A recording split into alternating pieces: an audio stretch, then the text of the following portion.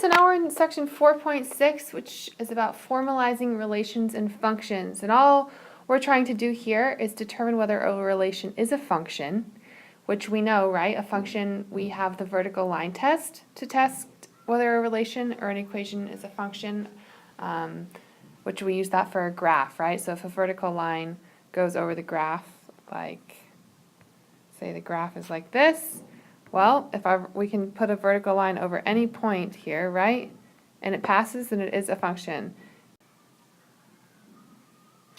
And it passes, right, if the vertical line intersects the graph only one time. So in this case, this vertical line intersects the graph once, this one only once, this one only once. So that's what we mean when we say it passes. It means the vertical line intersects the graph only once. If we had a graph that was something like this, well, these vertical lines intersected twice. This one would intersect it twice, right? So then it does not pass because the vertical line intersects, any vertical line intersects the graph at any point more than once. We're also going to find domain and range, and we're going to talk about what domain and range are in just a second, and then we're going to also use function notation, which is really simple, and we're also going to talk about that in just a minute. So here we go. So first we're going to determine if a relation is a function. So first of all, a relation is a pairing of numbers in one set called the domain with numbers in another set, which is called the range. So a relation is often just represented by a set of ordered pairs. So think x, y, right, and a set of those. So they're going to form some kind of graph, which might be a straight line, it might be a curved graph, and it might be a function or not a function. And within that relation, the domain is the set of all x values, and the range is the set of all y values. So if I have a set of points, 1, 3, 2, 5, 3, 7, the range is 3, 5, and 7. So you would write that as the set 3, 5, 7, and braces around them. The domain would be 1, 2, and 3. So you would write that as the set 1, 2, 3. Now let's graph those 3 points to see if they are a function. So 1, 3 is there, 2, 5 is there, 3, 7 is about there. So those are, that line got squiggled with my hand, but, so is this a function? Well, if we put a vertical line through any point, is it going to pass the vertical line test? Yes, it is, right? Because this only intersects it once. This line only intersects it once. So if it passes the vertical line test, it means the vertical line laid over any point of the function, any point of the graph, is only going to intersect it one time. And in this case, that is true. So yes, it's a function. So we have the vertical line test is one way. Vertical line test, which we've already talked about, to determine if it's a function. But let's look at some other ways. I can look at the points like in a table. So I have a table of my x and y values. So it was 1, 3, 2, 5, 3, 7, right? And this is domain, and this is range. So each domain value is mapped to only one range value in this case, right? They all just go once, once, once. 3 is the only y that matches up with 1 when x is 1. When x is 2, 5 is the only y that matches up to it. When x is 3, 7 is the only y that matches up to it.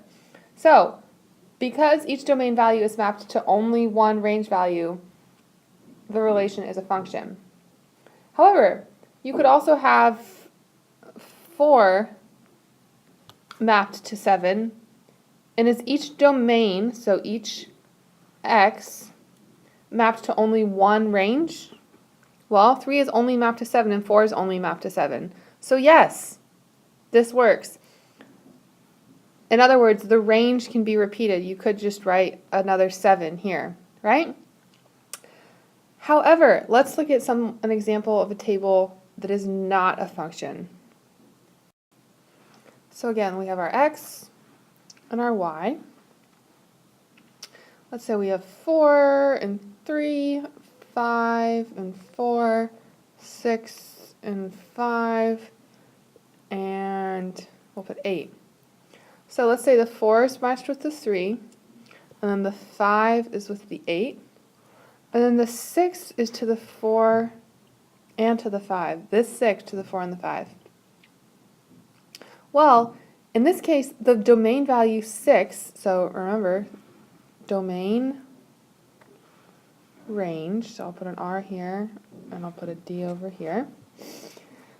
The domain value 6 is mapped to 2 range values, right? The 6 is going here and here. So you could also have just written the 6 again.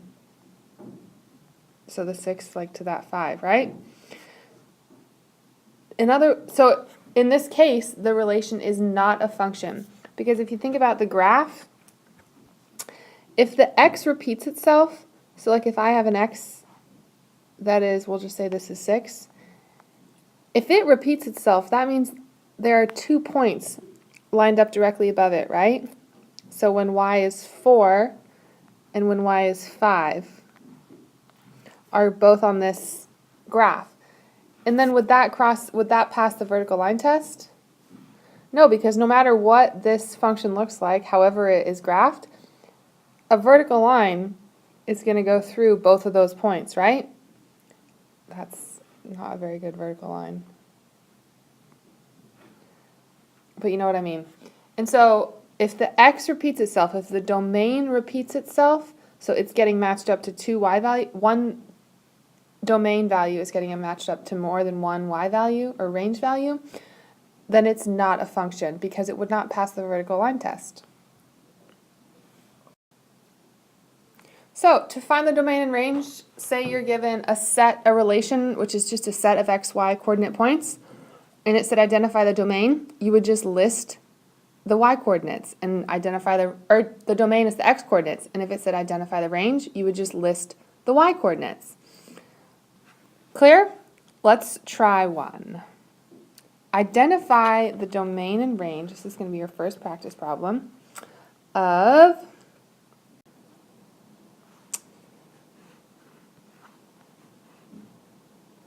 1, 2, 3, 7, 9, 12. Okay, so identify the domain and identify the range. You can also identify the domain and range of a graph. Those are its endpoints. Let's say this is -4. Let's say this is +4.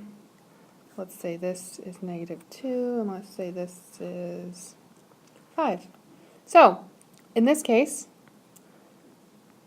looking at this graph, the domain would be -4 to 4, right? Because we're talking about our x values, and we go, at this point, x is -4, and at this point, x is 4, and then the domain is all of the x in between here, right?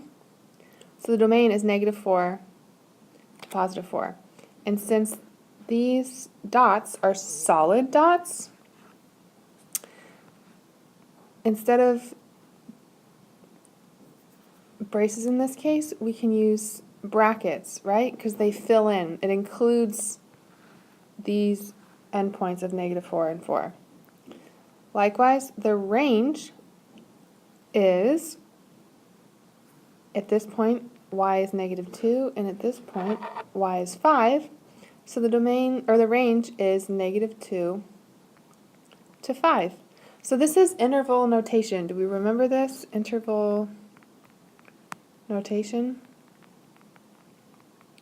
And when you're describing the domain and range on a graph, you can use interval notation like this. If we're given a list of points, like a relation, what I just gave you in that practice problem, then you just list them within braces.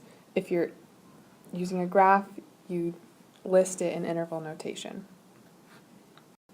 So the difference would be that when you're given the points, it's a discrete situation, right? You're just given points.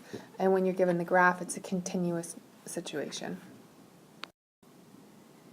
And finally, we're going to talk about function notation. Function notation, which is this, f of x, which is the exact same thing as y. So instead of writing y equals 3x minus 1, you can just write f of x equals 3x minus 1. And this is saying the function of x is 3x minus 1. So I can plug in anything for x. I can say f of 2, and that means you plug in 2 for x. So 3 times 2 minus 1, which equals 6 minus 1, which equals 5. So the function of 2 in this relation, in this function, is 5. So what's my coordinate point? 2, 5. Think, f of x is just like y, okay? So anytime if you're given a table of values and you're given this part, you can fill in the x and y table because you can plug in anything you want for x. So remember I said you could choose -2, -1, 0, 1, 2, or 0, 1, 2, 3, 4. And then whatever you get when you plug that in, like in this case, that becomes your x and your y. Okay, so let's try one. If I tell you the domain of g of x, which is the same as f of x, equals 4x minus 12, the domain of this is 1, 3, 5, 7. Find its range. So this is the domain, and I want you to find the range. Well, 1, 3, 5, 7, are those the x or the y values given? It says domain, so you know these are all x values. So to find the range, all you do is you solve for g of 1, you solve for g of 3, you solve for g of 5, and you solve for g of 7, right? Because that's going to, when you do g of 1, well, you're going to find out when x equals 1, what does y equal? Because 4 times 1 is 4, minus 12, so you get -8, right? So that's your first answer. All I did was plug in 1 into this equation, and I got -8. G of 3, well, you're going to plug in 3 to the equation, and you need to show your work for these. And you're going to get 0, right? So my next one is 0. And then G of 5, you're going to plug in 5 into the equation. 4 times 5 is 20, minus 12 is 8, so I get a positive 8. And G of 7, well, 4 times 7 is 28, minus 12 is 16. So my range is that. I gave you the function here, I gave you the domain, and you can find the range by just plugging in each of these values for x. Okay, so here are your next practice problems, and so don't forget to do the first one I gave you, and then here are the other 4. And just a note, when you have a graph that looks like this, you'll notice these aren't endpoints, right? Those arrows are telling you that the sides of this graph are raised, so they're extending infinitely.